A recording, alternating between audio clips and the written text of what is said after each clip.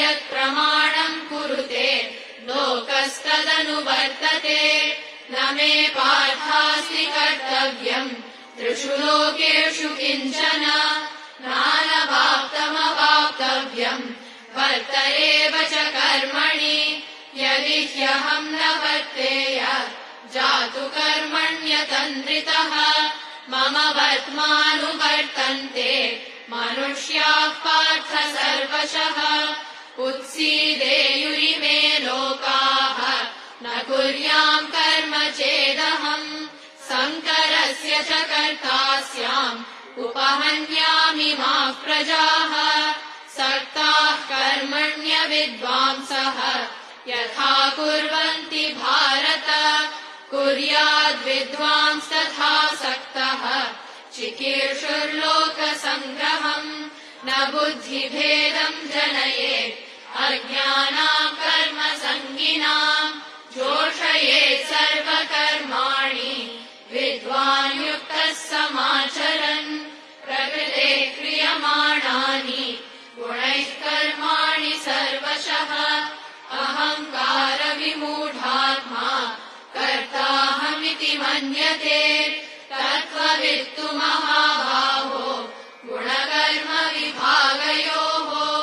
गुणागुणेषु वर्तन्ते इति मत्वा न सज्जते प्रकृतेर्गुणसम्मूढाः सज्जन्ते गुणकर्मसु तान् कृत्स्नविदो मन्दान् कृत्स्नविन्न विचालयेत् मयि सर्वाणि कर्माणि सन्न्यस्याध्यात्मचेतसा निराशीर्निर्ममो भूत्वा युध्यस्व विगतज्वरः ये मे मतमिदम् नित्यम् अनुतिष्ठन्ति मानवाः श्रद्धावन्तो न सूयन्तः मुच्यन्ते तेऽपि कर्मभिः ये त्वेतदभ्यसूयन्तः नानुतिष्ठन्ति मे मतम् सर्वज्ञानविमूढांस्तान् विद्धि नष्टान् चेतसः सदृशम् चेष्टते स्वस्याः प्रकृतेर्ज्ञानवानपि प्रकृतिम् यान्ति भूतानि निग्रहः किम् करिष्यति इन्द्रियस्येन्द्रियस्यार्थे रागद्वेषौ व्यवस्थितौ तयोर्न वशमागच्छेत् तौ ह्यस्य परिपन्थिनौ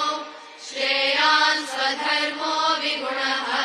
परधर्मात् स्वनुष्ठितात्